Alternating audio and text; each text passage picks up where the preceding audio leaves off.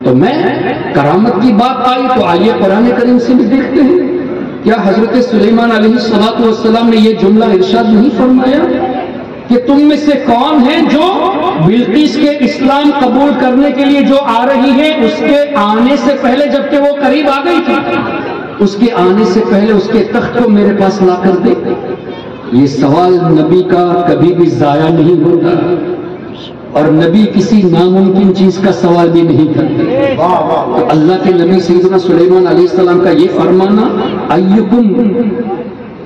ایکم یأتینی بعرشها قبل ان یأتونی مسلمین، کون ہے تم میں جو اس کے تخت کو میرے پاس لائے؟ یہ سوال بتا رہا ہے کہ اللہ نے حضرت سلیمان علیہ السلام کے صدقے میں ان کے غلاموں کو یہ طاقت دی ہے کہ چاہے تخت دوری پر ہو وہ لانے کی قدرت رکھتے ہیں۔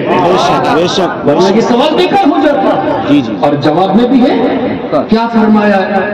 ایک شریر جن نے، عفریت من الجن، میں لاؤں گا اے اللہ کے نبی، کب؟ انت قبل ان تقوم من مقامک۔ اور حضرت سلیمان علیہ السلام کی محفل سمجھ لیں ایک پہر 3-4 گھنٹے ہوتی تھی، حضرت 1 مہینے کا سفر ہے، میں جا کر تخت اتنا بڑا اس کو لے کر محفل ختم ہونے سے پہلے حاضر ہو جاؤں گا، لیکن اللہ کے نبی کی منشا تھی کہ نہیں، اس سے بھی جلدی مجھے چاہیے۔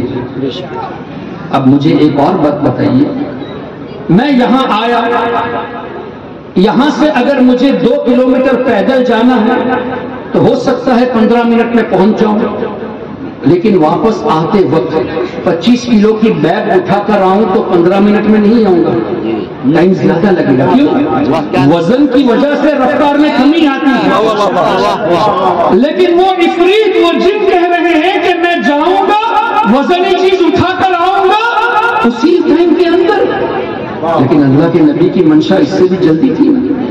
حضرت آصف بن برخیہ کا نام تفسیر میں آیا، فرماتے ہیں قال الذي عنده علم من الكتاب انا آتيك به قبل ان يرتد اليك طرفك۔ آنکھ بند کر کے کھولنے کے بعد کا تذکرہ نہیں، قبل ان يرتد اليك طرفك، پلک جھپکنے سے پہلے اللہ کے نبی میں آپ کی بارگاہ میں حاضر کر دیا۔ پلک جھپکنے کے بعد کی بات نہیں ہے، قبل کا لفظ ہے، اس سے بھی پہلے۔ اب سوال یہ پیدا ہوا کہ کیا واقعی میں کرامت ظاہر ہوئی؟ قرآن پڑھیے، فَلَمَّا رَآهُ مُسْتَقِرًّا عِندَهُ قَالَ هَذَا مِنْ فَضْلِ رَبِّي۔ جب حضرت سلیمان نے اپنے پاس اس تخت کو دیکھا تو فرمایا یہ میرے رب کے فضل سے ہے۔ کرامت کی ثابت ہوئی۔ جب کرامت ثابت ہو گئی، جس کا معنی ہی یہی ہے کہ عادت کے خلاف ایسا کام ہو جو عقل میں نہ سمائے، تب غوث اعظم نے بغداد شریف سے نالین کو بھیج دیا اور اس کے سر کو پھاڑ دیا، یہ بھی تو عقل میں نہیں آتی، اسی کو تو کرامت کیا بات ہے۔ اللہ اکبر۔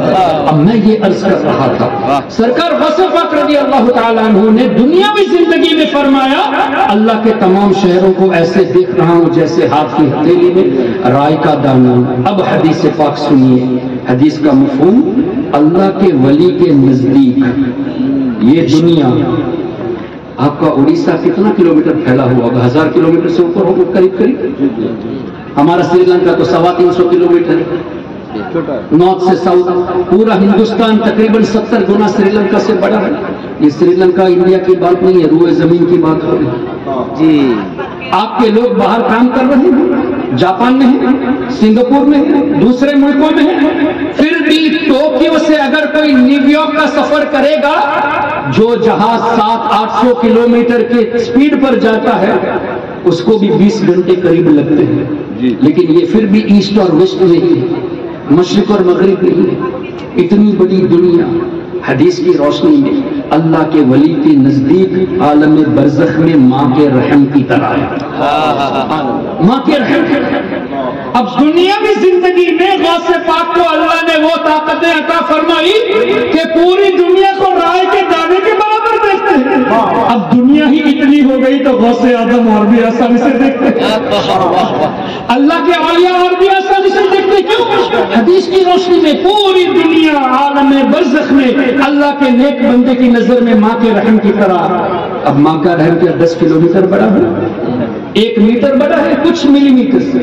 تو اتنی بڑی دنیا، اتنی تو دنیاوی زندگی میں بڑی دنیا کو ایسے دیکھے. اب تو اور بھی آسانی سے سرکار غوث پاک دیکھ سکتے ہیں. یہ میں نے بات اس لیے کہی کہ آپ آج بھی اللہ کے ولی کی بارگاہ میں سلام پیش کریں گے تو وہ برزخی زندگی میں دنیا سے کامیاب ہو کر، کامیاب اللہ تعالیٰ کے احکام پر عمل کر کے وہ ایسی جگہ پہنچ گئے جہاں اللہ کا قرب زیادہ حاصل ہوا. جب اللہ کا قرب زیادہ حاصل ہوا تو اللہ طاقتیں چھین لے گا یا مزید عطا فرمائے گا. تو اولیاء کرام بعد وصال ان کی طاقت بڑھ جاتی ہے. یہ احادیث کی روشنی سے سمجھ میں آتا ہے. اب سیدنا سرکار غوث اعظم ہو، خواجہ غریب نواز ہو، وہ جب ہمارے لیے سلام کا جواب پیش کرے اور اللہ کی بارگاہ میں سلامتی اور رحمت کی اور برکت کی دعا کر دے تو ہمارا تو بیڑا ہے. اور یہی بات نبی پاک صلی اللہ علیہ وسلم کی مقدس بارگاہ میں ادب سے آپ سلام پڑھیں گے تو کتنا فائدہ ہوگا. اس لیے کہ حضور جب جواب عنایت فرماتے اور حدیث بھی ہے نا کہ ما من احد یسلم علی الا رد اللہ علیہ روحی حتی ارد علیہ السلام، تو کما قال علیہ السلام. علماء موجود ہے، ما اور الا آ گیا تو معنی کیا ہوگا؟ جب بھی کوئی مجھ پر سلام پڑھتا ہے میں ان سب کے سلام کا جواب دیتا ہوں. سب کا سلام حضور جواب عطا فرماتے ہیں سلام کا. اب ایک مرتبہ درود پاک محبت سے پڑھ لے اللہم صلی علی سیدنا و مولانا محمد معدن الجود والکرم وعلی آلہ وصحبہ وبارک وسلم. کوئی وہابی اس حدیث کو بیان کرے گا تو اس طرح کرے گا کہ ہاں حضور سنتے جواب دیتے ہیں صرف اس وقت جب کوئی سلام کرتا ہے تو روح اللہ لوٹا دیتا ہے، سلام کا جواب دیتے ہیں، واپس روح لی جاتی ہے. لیکن کسی محدث نے اس حدیث کا معنی اس طرح نہیں لکھا. آپ امام بیہقی کو اٹھا لیجیے، امام سیوطی کو دیکھ لیجیے، امام ابن حجر عسقلانی کو دیکھ لیجیے، امام بدر الدین عینی کو دیکھ لیجیے. کسی نے اس طرح معنی نہیں پیش کیا، بلکہ سب نے معنی یہی پیش کیا کہ لفظ قد محذوف ہے. اللہ نے میری روح آلریڈی مجھے لوٹا دیا، میں سب کے سلام کا جواب، میری روح لوٹا دی گئی، میں سب کے سلام کا جواب دیتا ہوں. سنی اور وہابی کے سمجھانے میں یہی فرق ہوتا ہے. وہ نیگیٹیوٹی کریٹ کرتے ہیں اور ہمارے علماء پوزیٹیوٹی کریٹ کر کے ایمان کو تازہ کر دیتے ہیں. اب مجھے بتائیے حضور علیہ السلام کے فرمان کے مطابق جب بھی کوئی مسلمان سلام کرتا ہے تو میں اس کے سلام کا جواب دیتا ہوں.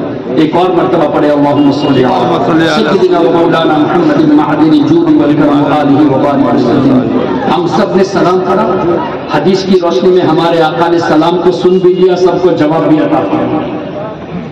اور یہ صرف ہم نہیں ہیں اس وقت دنیا میں سلام پڑھنے والے، درود پڑھنے والے صرف ہم نہیں ہیں. دنیا کے ہر خطے میں جہاں جہاں مسلمان ہیں وہ درود و سلام پڑھتے ہیں.